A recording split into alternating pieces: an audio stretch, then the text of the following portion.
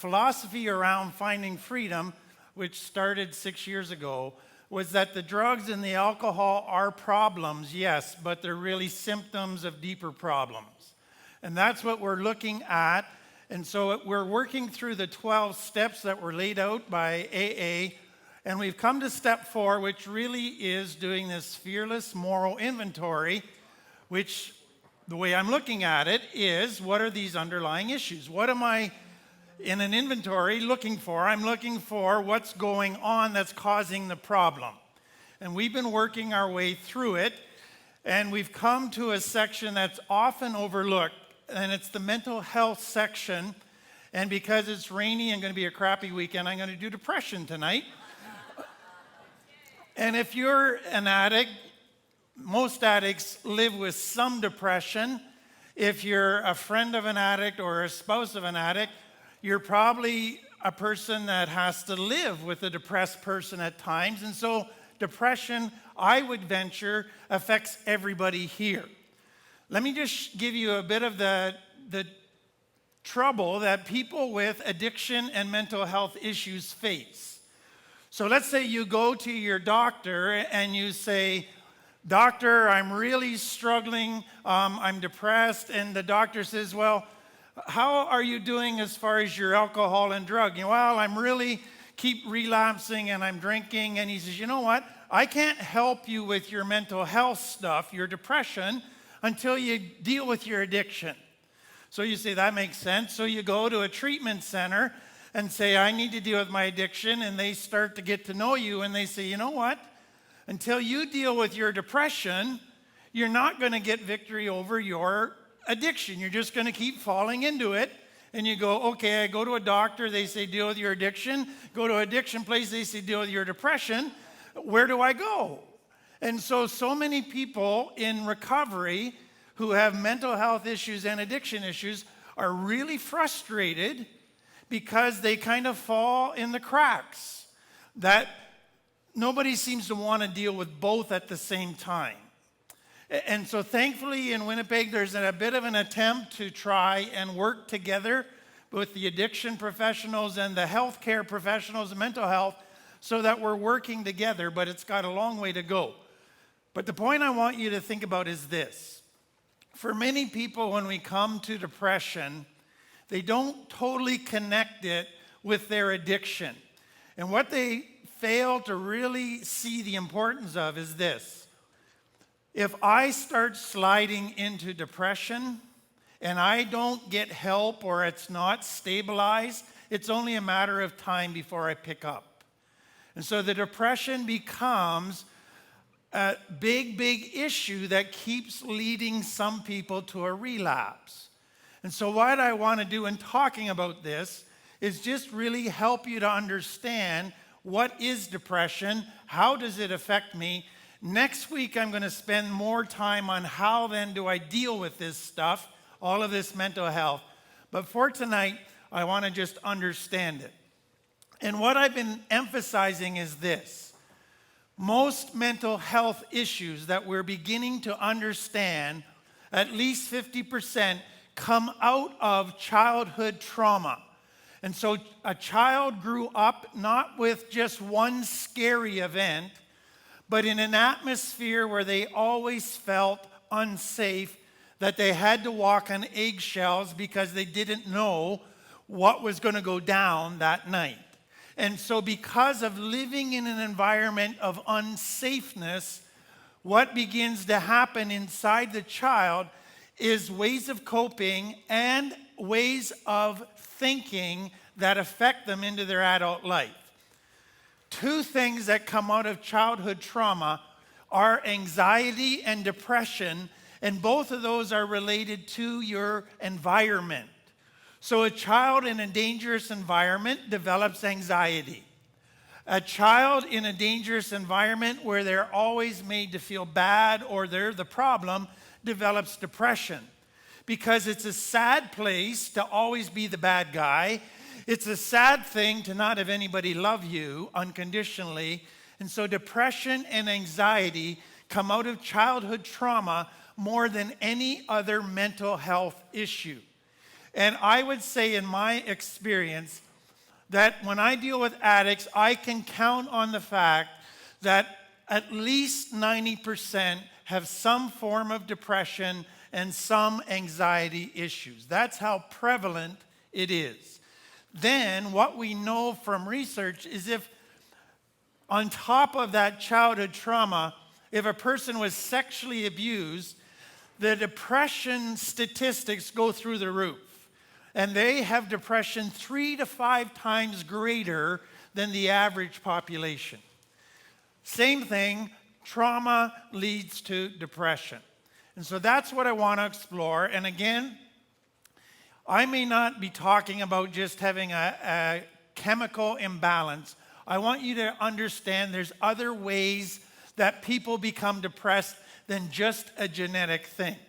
So let me make clear, though, that it is a reality that when you come to clinical depression, which is that deep depression that a person just can't get out of, often that is a chemical imbalance that they are born with, and they are going to need medication to help.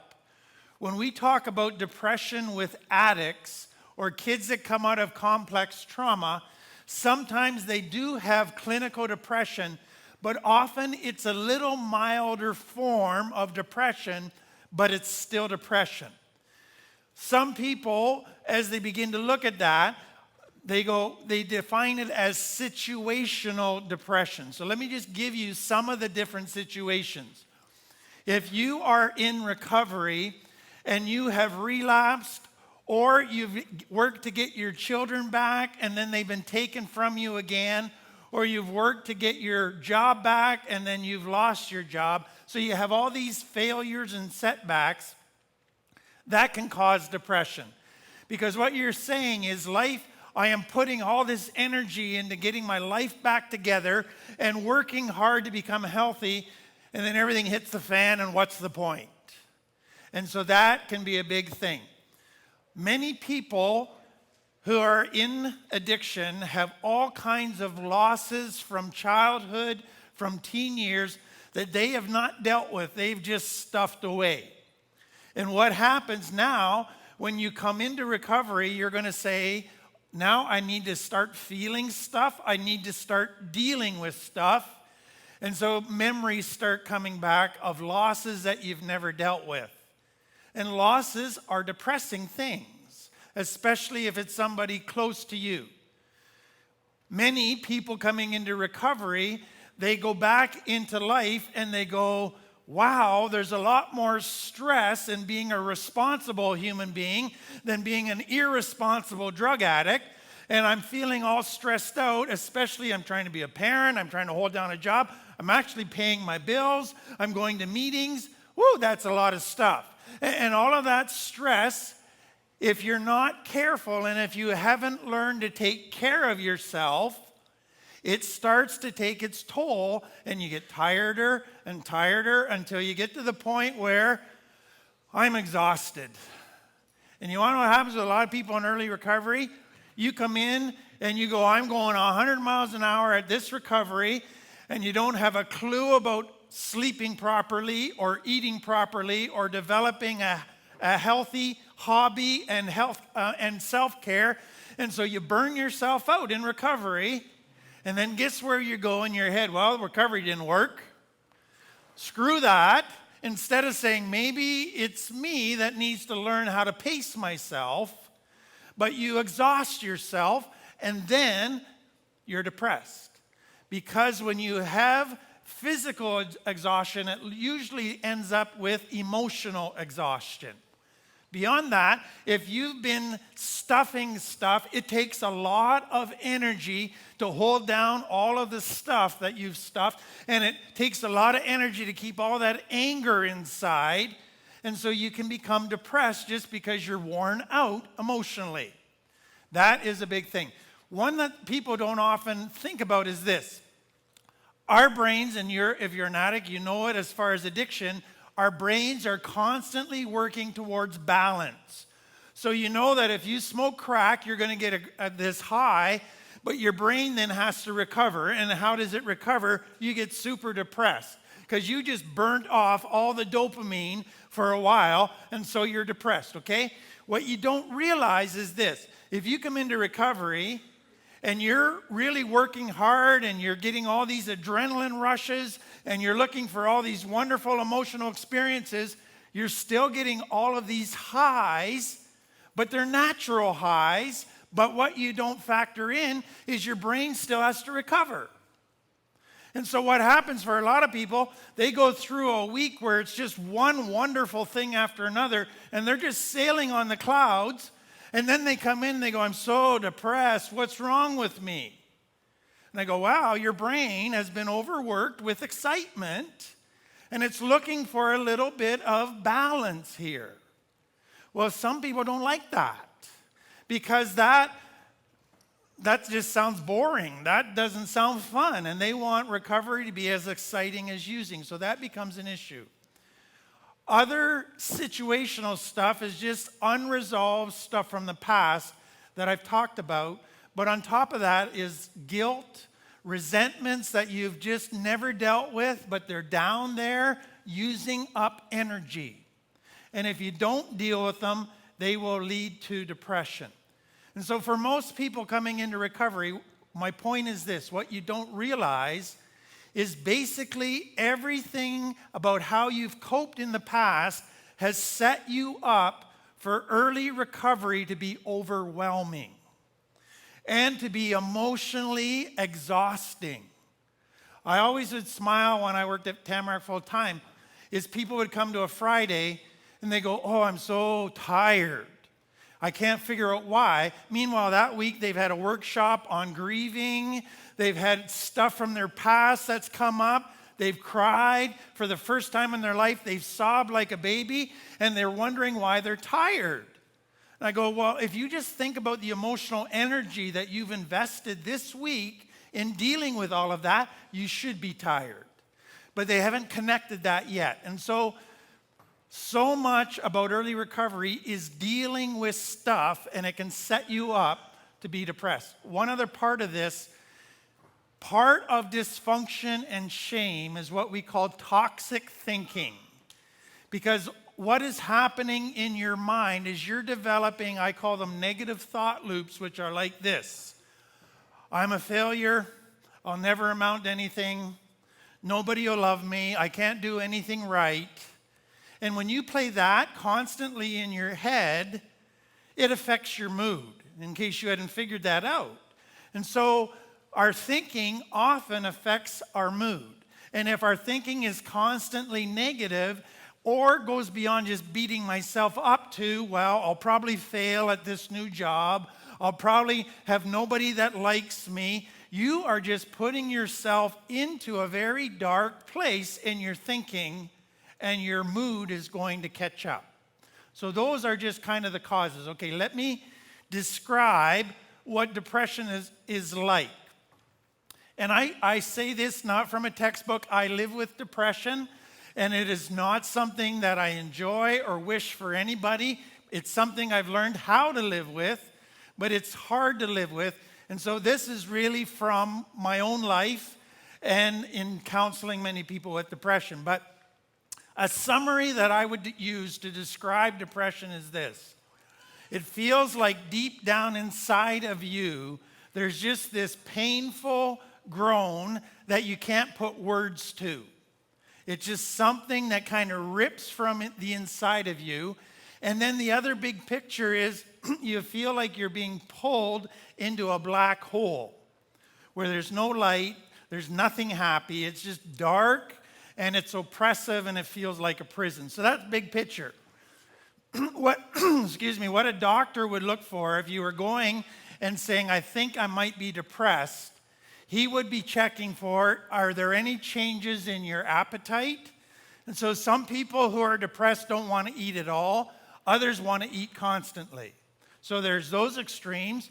And so then they would look for changes in your weight, and then changes in sleep patterns. So for some, and we know from brain studies, that depression can affect the part of the brain that deals with sleep, and so it causes you not to be able to sleep very well. Whereas other people in depression, they just want to sleep 24/7. because they just don't want to get out of bed. We also know that for depression, it can have physical effects so that you experience physical pain. That is part of it, can be muscle or joint pain. And then it's just there's an overwhelming fatigue. And the illustration that I try to use is this. It's like, I don't know if you've ever weightlifted, where it used to be when I was younger, you did squats and you put all this weight on your shoulders and you'd bend down and stand back up. They kind of downplayed that because it's really hard on your knees. But what would happen with that is I can picture like 500 pounds on my shoulders, and you go down and you know, if I can just get that first 6 inches up, the rest will be easy. But that first 6 inches, it feels like the whole world is on your shoulders. It is just overwhelming where you just want to give in to it because it's too much to get above it. That's how that feels. For some, the depression begins to affect their thinking, their ability to concentrate, to connect thoughts, or to even remember stuff. And so that, again, is connected all in the brain. What I find is the tough part, especially in recovery and in relationships, is that depression creates within you a desire to withdraw and isolate. It creates an antisocial feeling. That's why I love Finding Freedom, because I don't really have to try and do chit-chat with people, because chit-chat would send me out the door having a panic attack, because that I don't want to do. You get honest with me and talk about real stuff, I'm okay. But depression makes you so that you're just uncomfortable in social settings where you have to kind of put on a mask or whatever. And so for a lot of people with depression, going into a social setting does create panic. And they will have anxiety or panic attacks.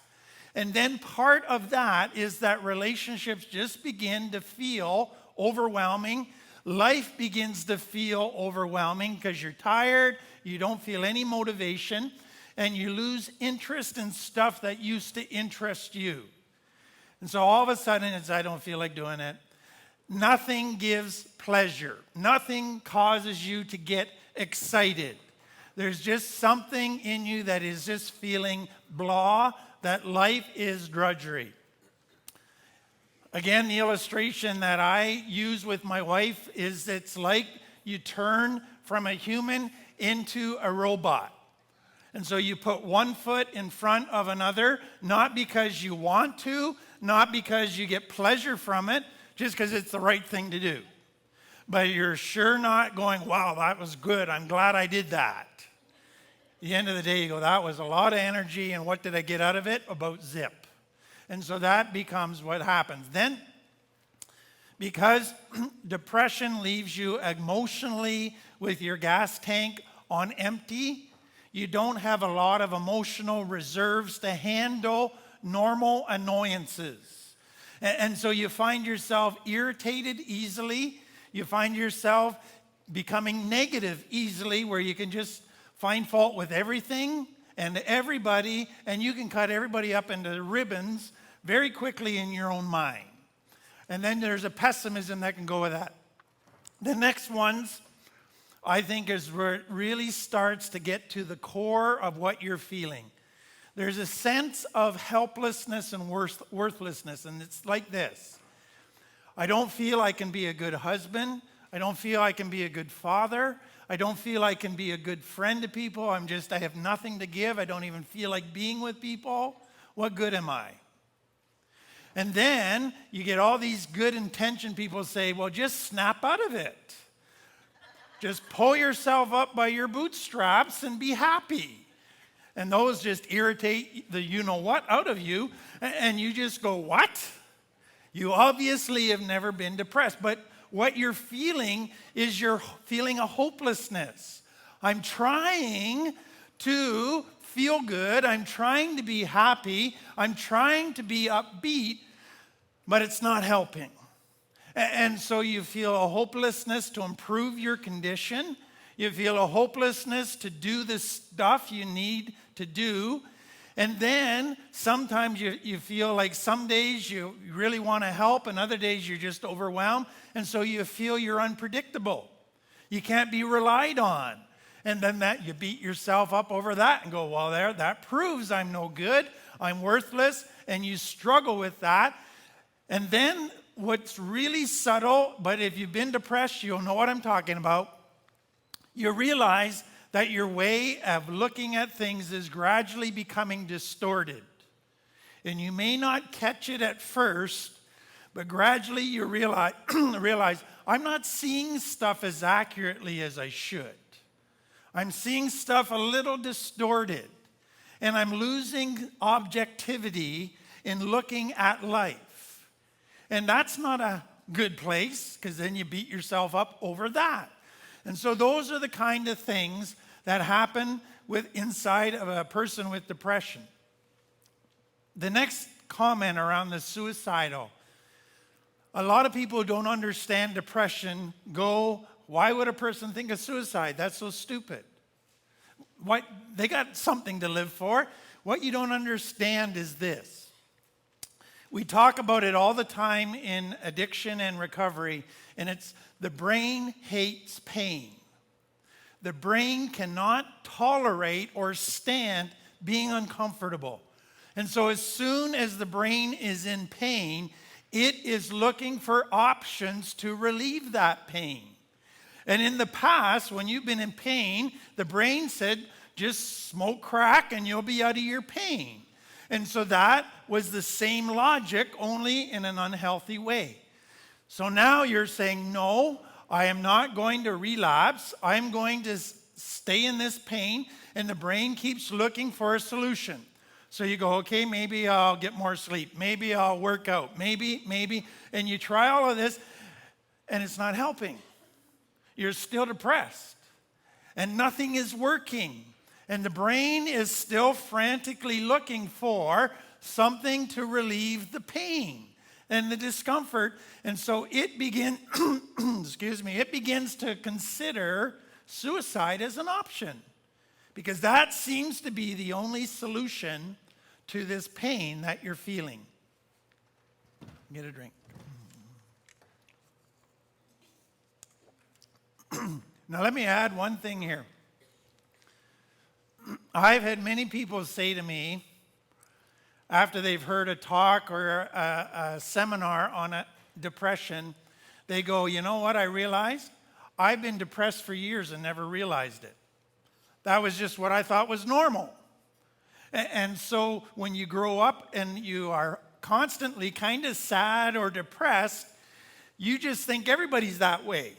And then as you get into getting to know people who are healthier, people in recovery, and you go, how come everybody is not as sad as I am? How come they're happy and all of that? And then you begin to realize, well, maybe I'm the oddball here, and this feeling isn't necessarily normal. And so that is important if you've come to realize, as you've gone through that list that I've just given you, and you're going, wow, that just described me. Well, then you maybe need to talk to somebody about that. Okay, let me take it further.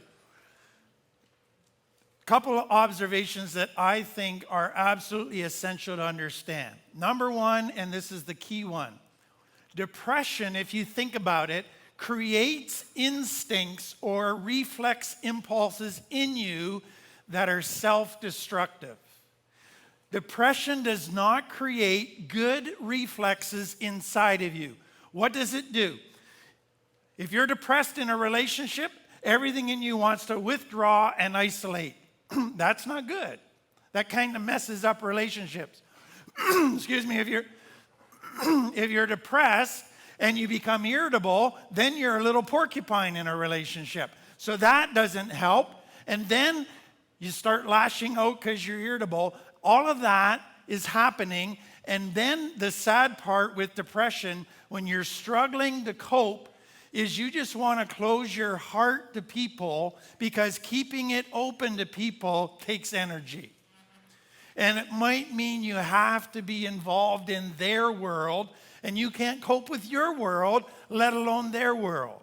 And so everything in you just wants to shut down, and that's not good. When it comes to responsibilities, what is the instinct of depression? Procrastinate. I don't feel like it today. I'm too tired. I'm too depressed. And pretty soon you've got a pile of undone stuff that you procrastinated on. Or when you're depressed, you go back into, I don't want to deal with stuff because it takes energy. So let's just avoid every problem.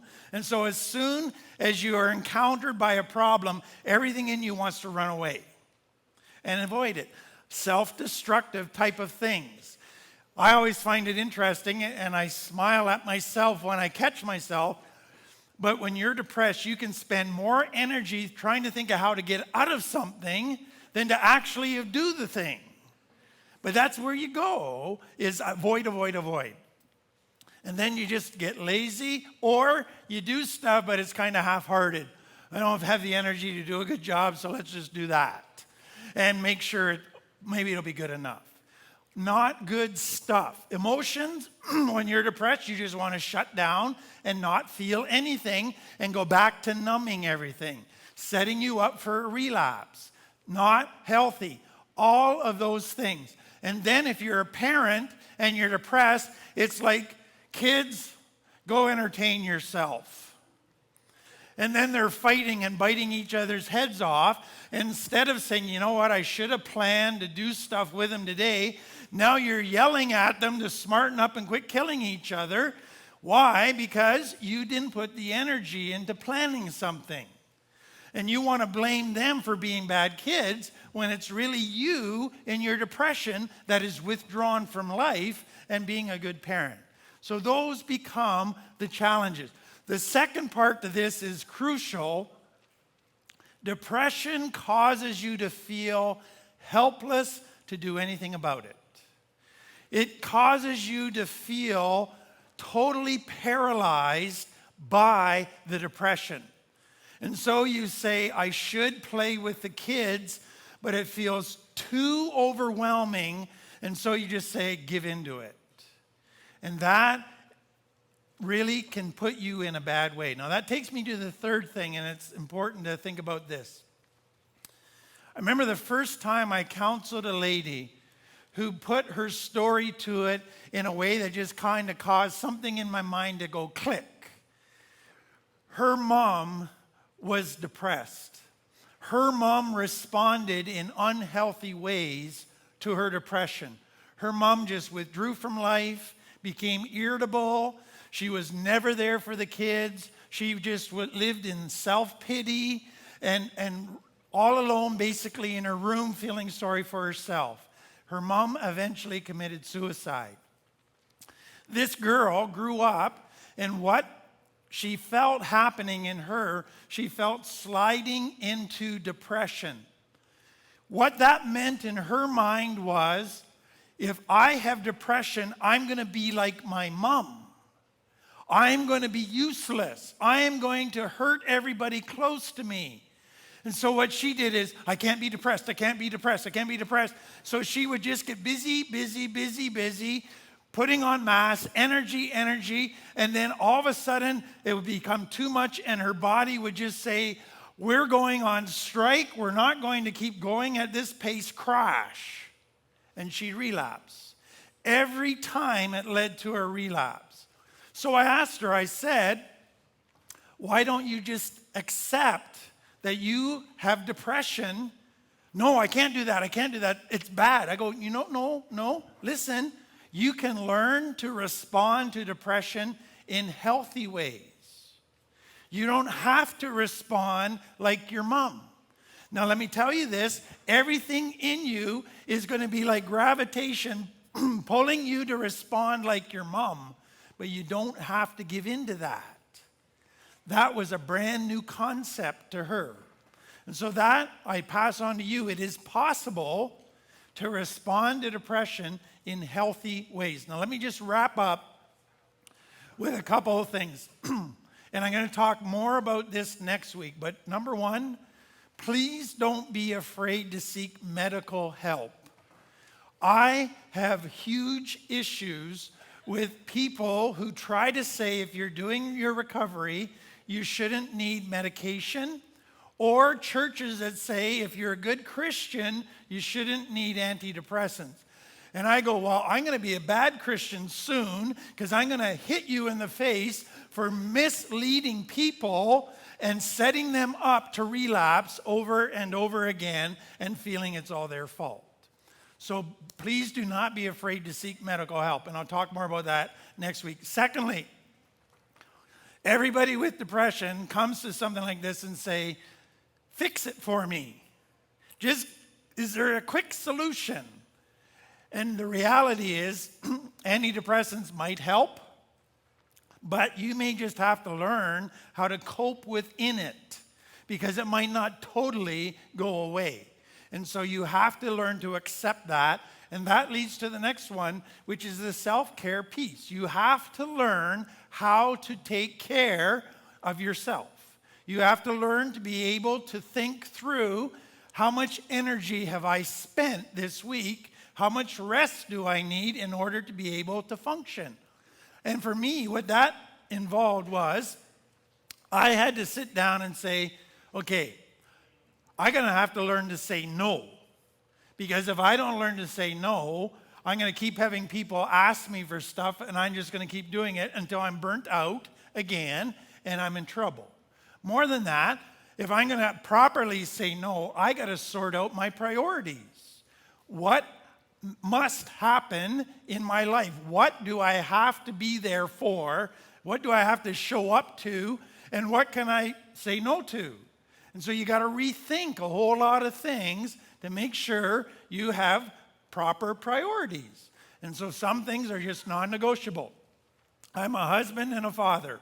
I have to be there for my wife and kids to the best of my ability. Other things I can say no to. And then it is so important to be able to talk to somebody about what you're going through who isn't going to try and fix you, but who understands what you're going through.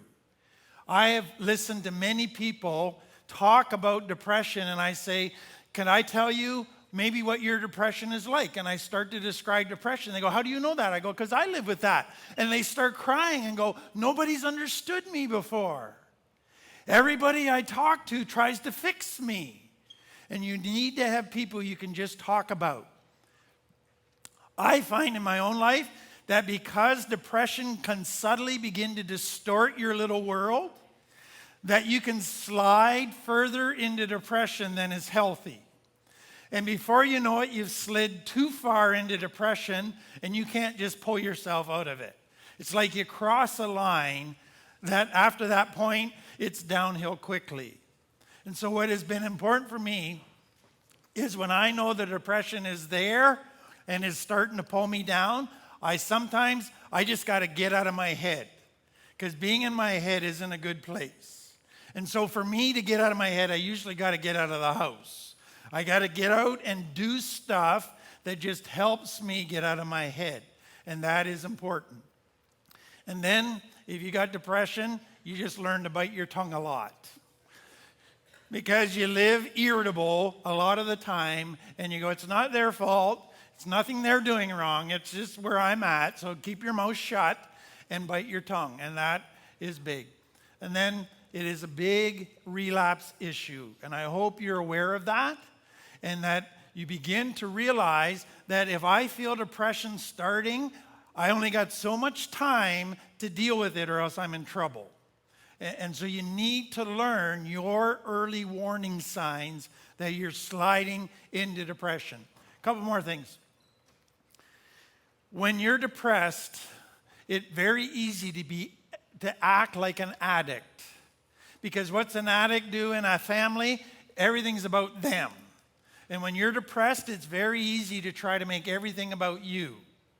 And so it's important to keep pushing yourself to love other people and not just make it about you. That's not good.